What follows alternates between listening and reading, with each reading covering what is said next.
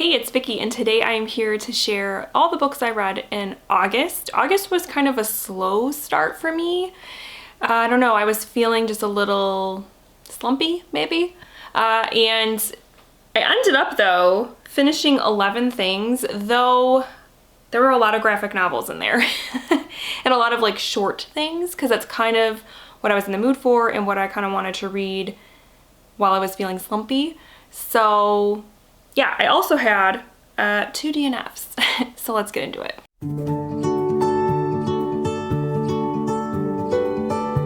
So before I talk about the books that I completed in August, I want to mention the 2 DNFs that I had. The first one was The Forgotten Girls by Sarah Bladel. I DNF'd this because I didn't realize it when I started reading. Oh, and I had my bookmark still in here. So I made it almost halfway through this before calling it quits, and I stopped reading it because I realized that this is part of a series, and it's not the type of series where you necessarily need to read the previous books to really like get a grasp of what's going on, but there was a lot of talk and mention of this detective's personal life because it's a detective mystery, and I feel like I wasn't totally grasping or didn't care because I had not read those previous books, and so that was just really just sort of boring to me. And I just like wasn't really feeling it.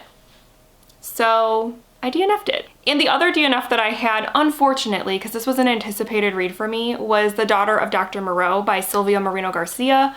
I checked this out from the library. I was the first one on the list for my library to read this book because I put it on hold way back when.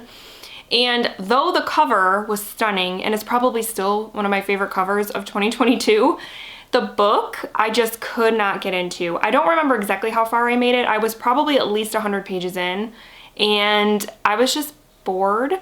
And there were 2 perspectives in the book, and one was like the daughter, the girl. I can't even remember her name. And then the other one was this guy who was coming to work for the girl's father. And his perspective, I just didn't like it. I was not interested, I didn't care. So I only really liked the girls, and that's always a problem when there's only like 2 POVs and one of them just bores you. So yeah, I just felt like nothing was happening. I was bored, it was too slow for me, so I DNF'd it. So the first book that I did complete in August was a graphic memoir, and it was called A Fire Story by Brian Fies. And this was Brian's, like I said, memoir about he lost his home during the California wildfires in 2017. His house completely burned to the ground, as well as many of his neighbors and people in his community. It was a very devastating event, very scary event. And he basically created this graphic memoir just to sort of tell his story and to also tell the stories of others, which was one of the things I really liked about this, was that he was telling his story, but then sprinkled throughout, he would have a whole page that was dedicated to someone else in his community and their experience with this event and how it affected them. And so it was a good story. Obviously, I really liked the subject matter. It was more about the story and the subject matter than the art style. The art style was okay. It wasn't anything like amazing, but for me, it was more about the story. And so yeah, I did enjoy it, and I gave it 3 out of 5 stars. If you like graphic memoirs, I would say check it out. The next book that I completed in August was a graphic novel. Like I said, I was in a very graphic novel sort of mood at the beginning of August, and so I read Sheets by Brenna Thumler. And this one, unfortunately, I didn't really jive with. I ended up giving it 2 stars. It was about a young girl whose family was struggling, and they owned a laundromat, and she was basically running the laundromat on her own.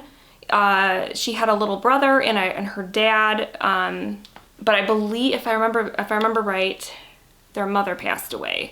And that's not a spoiler, you learn it pretty early on. But, so she's like kind of trying to like run things, even though she's a kid, because her dad is like really depressed and grieving, and so she's trying to take care of things. And then there's this ghost who, hold on, I have to let my cat in, she's knocking. So anyway, there was this ghost in the story. I cannot remember what his name was, but he basically shows up at the laundromat because as a ghost, he wears a sheet.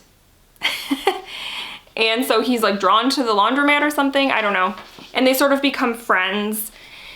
And I think the reason I wasn't like 100% into this was I never really got into the story, and especially the whole side with the ghost and like where he comes from and everything. I thought was going to be super up my alley, and it just wasn't. And I just never really connected with the story or the characters, though I did like the art style and the color palette used. It was pretty.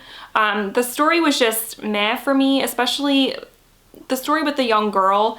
I just felt like it was oftentimes very unbelievable. Like what the kind of the main conflict that she was kind of dealing with, I just felt like was super unbelievable, and that I was just like, there's no way that like that kind of decision or pressure would be put on a child. I just didn't believe it. So unfortunately, I didn't really like it that much. I gave it 2 stars. Then I read my favorite book of August, and that was Burnt Offerings by Robert Marasco.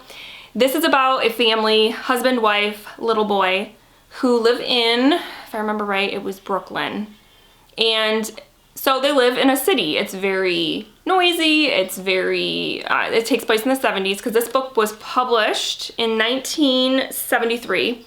So it's summertime. It's starting to get hot. It's, like I said, noisy, polluted, congested, whatever, and they just want to get away for the summer. And they come across this house that is for rent for the summer in upstate New York, and it's very large and just super cool. There's a pool on the property, also a beach. It's an awesome place to spend a summer, and the price was definitely right for them. And which, you know, I think for some people would raise a red flag, but for them, they were like, this is a great deal. And the only catch was, when they went to see the house, that the people there, the inhabitants, was a brother and sister. They said, you know, we're gonna leave and you guys have the place for the summer. The only stipulation is that our mother is here. She's very old and you're never even gonna see her. She's up in the west wing or whatever of the house, because like I said, it's like a mansion. And the only thing is, you know, bring her food 3 times a day, put it in her little sitting room, and that's it. That's it. And so they agree, which to me is another, like, why would you agree to that? But, and the story goes from there. I don't want to say anything else, but this was awesome. If you like haunted house stories, this one in particular, for me, was just really cool because it was a slow burn and a slow build. And I could definitely see, I read that Stephen King loved this book when it came out, and it inspired him to write The Shining. So if you like The Shining, you will like this, because there are a lot of things that Stephen King sort of drew from this, I can tell, was inspired by when he wrote The Shining. Because the family, when they head to this house, they are not happy, perky, you know, things are not like all sunshine and rainbows. They do have some issues, and that definitely feeds into their experience at this house. And I just loved it. Even though also I would say by about the halfway point, I knew where it was going. It's not like, oh, there was a twist and it just like knocked me off my feet. No, but I still loved getting there. And I just thought, like I said, it was just that sort of overall slow build of just foreboding, where you're just like, things are not good here. This is not good. And then the ending, yeah, that payoff was just awesome. So I loved this. This is probably one of my favorite horror reads of the year. I gave it 5 stars and I highly, highly recommend it. All right, the next book that I read, I'm not gonna like super go into because I sort of reviewed it during my reading retreat vlog that I did this month, because I read it during the reading retreat, and that is Heartstopper Volume 1 by Alice Oseman. And so yeah, I read this during the retreat and I really enjoyed it. I gave it 4 stars, and I'm hoping to read Volume 2 in September. So that's all I'm gonna say about it. If you want more of my deep thoughts about it, go ahead and watch that vlog. The next book that I completed in August was one that I read with the kids. We've been reading it pretty much all summer because we would take a break every so often, but for a while there we were reading one story or chapter a night, and we finished it in August, and that is Sideways Stories from Wayside School by Louis Sachar. I don't know how to say the last name, but anyways, I read this book as a kid and I absolutely loved it because the premise was just so weird. It's about a school that instead of having one floor and 30 classrooms, it's 30 stories tall and has one classroom on each floor, which right off the bat is just really strange and interesting and weird. And basically in the way this book is set up, every chapter is a different story about a student or a teacher, in some cases, at the school, at Wayside School. And the stories are really wacky and just funny and strange. And like I said, I loved this as a kid, and that's why I wanted to read it with my kids, because I thought that they would enjoy it, and they loved it. Loved it, loved it. Now for me, reading it again as an adult, it didn't quite land the same way. In some of the stories, there was a meanness to it I don't know, as a parent, I was just like, oh, this is kind of mean-spirited, and some of the stuff could come across definitely as like bullying and stuff like that, but my kids ate it up, loved it, had no issues whatsoever. And I think it might be because the stories sort of toe that line between being fun and carefree and being kind of not so. I don't know. But I was originally going to rate this 3 stars, but then my kids, when I talked to them about it, they were like, oh no, we would give it 5 stars. We loved it. We want to read the next book because, you know, there's more books in the series. And so I upped my rating to a 4 because I did take their rating into account, because these books are made for kids and the kids love it. As an adult, I didn't love it as much, but I did think it was fun. It was fun to read, and the stories were super short, like a couple pages. So it was a great book to read right before bedtime sort of thing. And yeah, so I gave it 3 stars. The kids gave it 5 stars. So there you go. Next up, I read a Stephen King book. I read Desperation. I listened to this one on audio, and it was narrated by Stephen King, which is nice. I know some people don't like his narrations. They don't bother me. I think it's fine. And this one is about a town called Desperation, and basically, without like spoiling it too much, people end up there, are brought there, and they are brought there for very sinister reasons. And I guess that's all I'm gonna say. And for me, the start of this book, the first 100 pages maybe, was like 5 stars. I was like, this is intense, this is crazy, wow, Stephen King just hit the ground running with this is nuts. I love this, wow, where's this gonna go? And then about the halfway point and then to the end, it just like, So I would say it had a 5-star start and like a 2-star ending. It just sort of fizzled out for me. I ended up giving it 3 stars because I think the horror elements in here, this is one of those books I think Stephen King wrote and was like, you know what? I'm just gonna go all out with the horror and the violence and the everything. I'm just gonna throw it all in here. And that's pretty much what he did. And so some of the horror stuff in here was really good. And some of it was like really intense, really graphic, really gross. And that's kind of what saved it for me, which I don't know what that says about me, but it wasn't the best Stephen King book because though it had all that stuff, the story fizzled out. And the characters too, I never super got attached to. I was just kind of along for the ride with them, like what is going on here? So yeah, this is definitely not one of my favorites, but it wasn't horrible, and I gave it 3 stars. The next book that I read in August is another one that I'm not going to really talk about here because I did a whole vlog about it. I read The Phantom Tollbooth by Norton Juster. This was for my 100 Epic Reads series that I'm doing on my channel.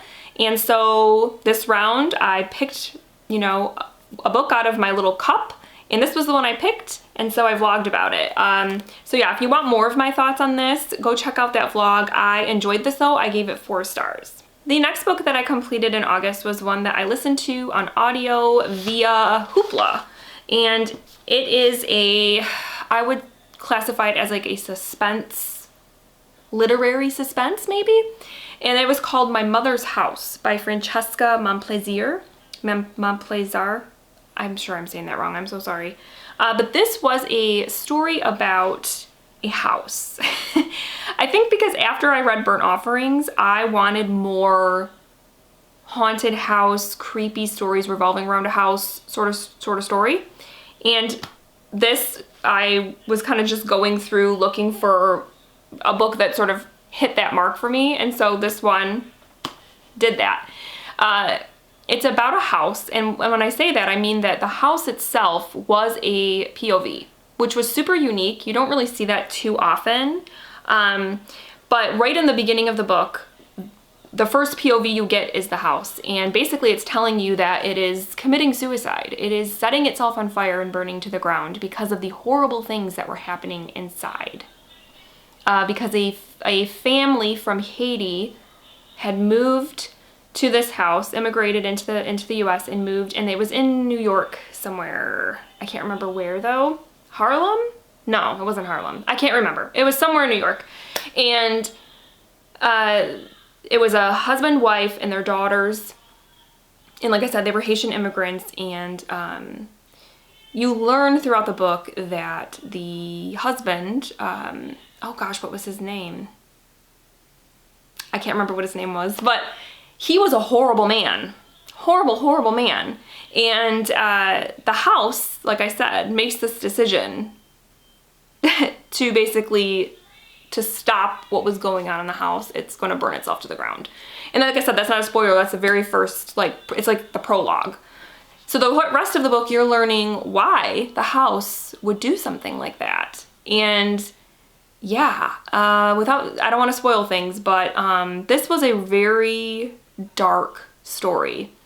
And it had an interesting narrative, like I said, because you have one of the point of views is a house, and then there are other various characters who, in one way or another, are connected to this house.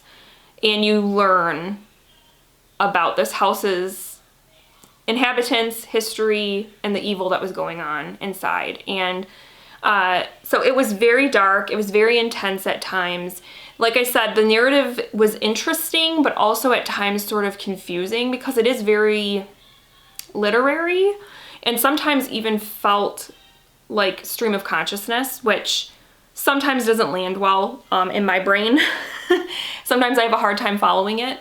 But it also, because it was like that, it also sometimes seemed to lack a plot. It was more just about the people within this house and things that were going on, but there wasn't like a real plot, it seemed like sometimes. I would sort of get lost. So overall, I think it was good. I would definitely consider reading other works by this author because I do think her writing is good.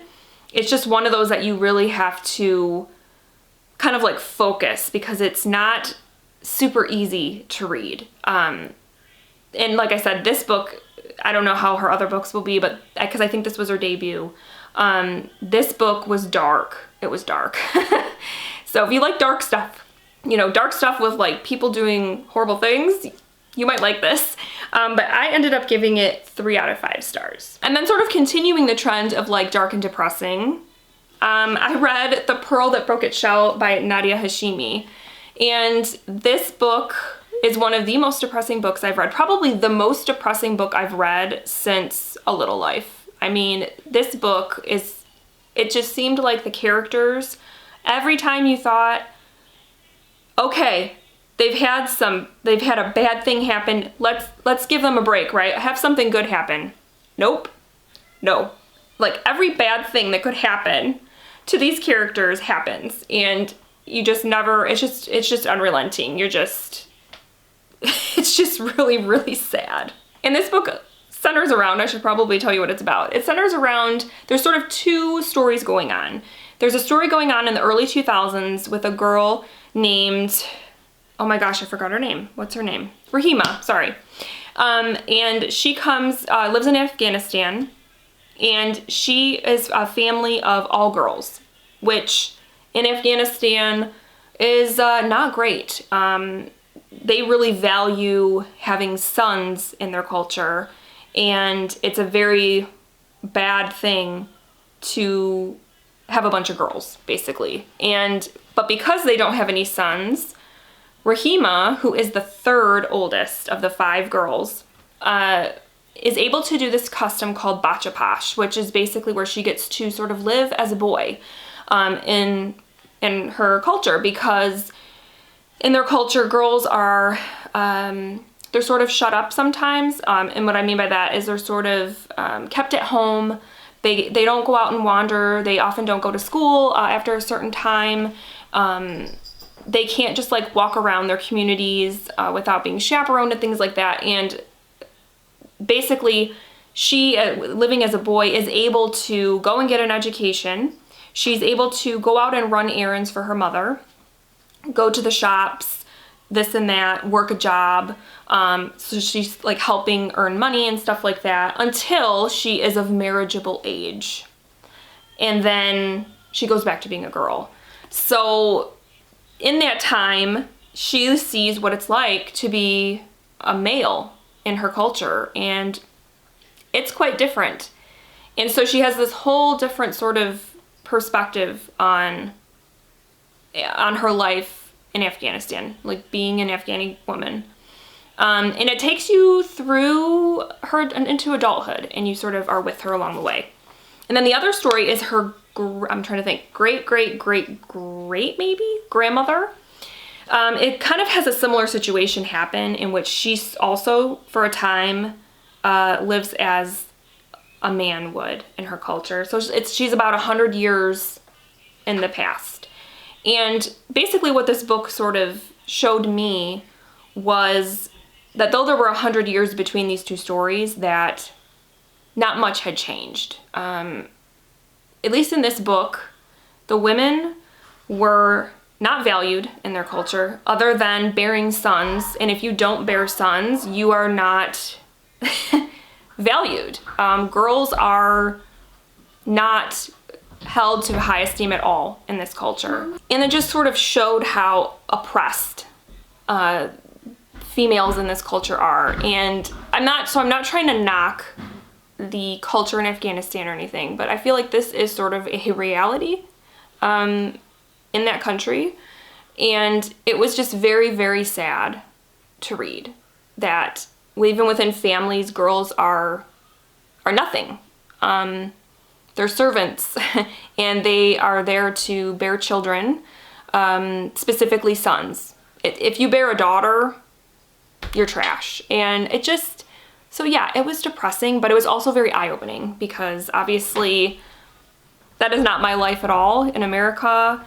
I know a lot, I know as American women, sometimes we like to, say like, oh, there's things in our country that are not great. Women are not treated as equals, but like when you read a story like this, it really puts your life into perspective, and you're like, wow, there are people out there that are really oppressed, and Afghanistan seems to be one of those places. So this was eye-opening, though it was very depressing and hard to read. I think it was important just to sort of learn a little bit about that. And so I gave it 4 stars. I didn't quite give it 5 because it was a 450-page book, and it did start to feel a little long, like it maybe could have been edited down a little bit. But otherwise, I did like the writing. I did like the 2 perspectives. But yeah, it did start to sort of feel long. So I recommend, if this sounds interesting to you, definitely check it out. All right, the next book that I completed in August was one that I read on my Kindle, and that book was These Ghosts Are Family by Maisie Card.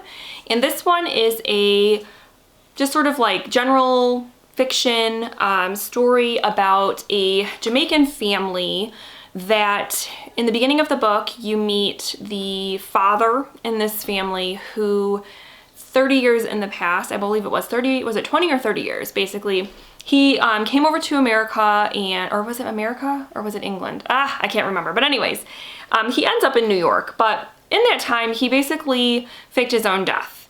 And so his family at the time, he was living, he had immigrated out of Jamaica, but his wife and children were still there. And so when he faked his own death, they believed that he died. And then he went along and remarried and was living in America. And then when he's older, he is dying and decides to come clean and to tell his estranged family after all this time that, oh, I'm alive and this is what happened. And so the story sort of revolves around that secret and how that choice affected his ex-wife, well, his first wife, who all those years thought that she was a widow. So you see how it affected her, you see how it affected his children that he essentially left behind. His daughter from his second marriage, because he remarries and has a daughter, how it affects her. And you're getting like all these different sort of stories from all these different people, and it also sort of jumps back and forth in time. So you kind of start the story in present day, you go back to when he first got married the first time, you go to, and then you kind of are seeing these characters throughout various points in history. It even goes back to the 1800s to this family's ancestors who were enslaved in Jamaica. And so it's a very like broad sort of scope in time and in characters. And the one big gripe, I should say, that a lot of the reviews I read had before I started reading this book was that it seemed disjointed, and it seemed almost like a short story collection that was, that was interconnected, because you're meeting, like, you'll jump, from one chapter to the next, and it'll be a completely different character at a completely different time, and you're like, well, wait a minute. What happened to the character we were just talking with? Where are we? What are we doing? So I approached this book as a short story collection, and sort of just each story kind of read it as its own thing, but also noted how it was connected. So it was like, okay, this person was Abel, that's the man who faked his own death. Okay, this is Abel's son. Okay, and he at this point is 20 or whatever it was. And doing that made this book, I think, a lot better for me, because I didn't have that feeling of, oh, I was expecting a very like linear narrative with all the characters sort of throughout the story with you. I went into it knowing it was going to be a little bit choppy and stuff, and so my expectation was that, so I wasn't disappointed. And so I ended up really liking this. I think the characters were super interesting, and like I said, you meet a lot of them, and just it was kind of fun to, as you were reading it, to figure out who they were and how they were all connected. And so yeah, it's a lot about just family secrets, family drama, and how one decision can affect so many people's lives and just can affect so many things. And so yeah, I really enjoyed this. I gave it 4 stars, and I would definitely recommend it. Just go into it knowing that it is kind of choppy. And I think if you go into it like that, approach it as a short story collection, I think you'll enjoy it a lot. And the last book that I read for the month of August was one I listened to on audio via Libby, and that was Home by Toni Morrison. And this is my second Toni Morrison book. The first one I read a few years ago. I read Beloved and enjoyed it. I thought the writing was so good, and it was just very haunting, but also beautiful. And I think when I read that, I read it and I listened to the audiobook, and it was narrated by Toni Morrison, and so was Home. Home was also narrated by her, and her voice, I don't know if you've ever heard her like speak in interviews or anything, but she has such a soothing, just awesome voice for audiobooks. And so I was very excited to listen to this. And Toni Morrison's writing, like I said, is very beautiful. But it's also very like literary. And so I know with Beloved, sometimes I got lost and I wasn't quite sure what was going on. This one was, I think, more approachable. Like, it was easier to digest, I guess I should say. This one centers around a young man who was fighting in the Korean War, and he comes home, and when you meet him, he is leaving a psychiatric hospital. He has PTSD from his time over in Korea, and he is heading home. So I believe he is in California somewhere, and he's heading home to Georgia because his younger sister is in trouble, and he's heading home to help her. And so it's sort of, you're kind of going along with him, but then you also have chapters where you are with his sister and you meet her and sort of see what's going on with her. And again, this story, it was very character driven, which I loved, because right away when you meet the main character, you're just sucked right into, I felt like I was sucked right into his story and who he was and what he was about. And it's more about them than it is about like a plot. Although there is a plot, he's heading home to be with his sister, but home for them is not necessarily a warm and fuzzy place. Both of them have, you know, specific, often traumatic memories of their home. So the story itself, it's called Home, right? So it very much explores like, what is home?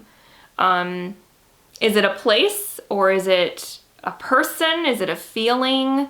And it just, I just really got sucked into it, really loved it. It was a very quick audiobook. I think it was only like 4 hours long. I listened to it in basically 2 listens. So I got through it really quickly. The writing was beautiful.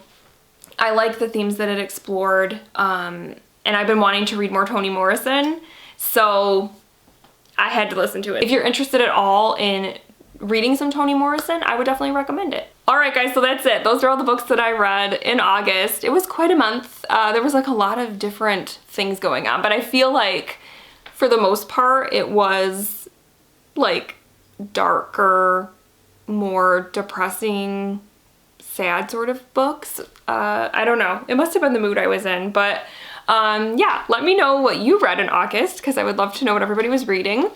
And if you read any of these books, I'd love to hear what you thought of them too. So that is it. I hope you guys are having a wonderful week, and I will talk with you soon. Thank you so much for watching.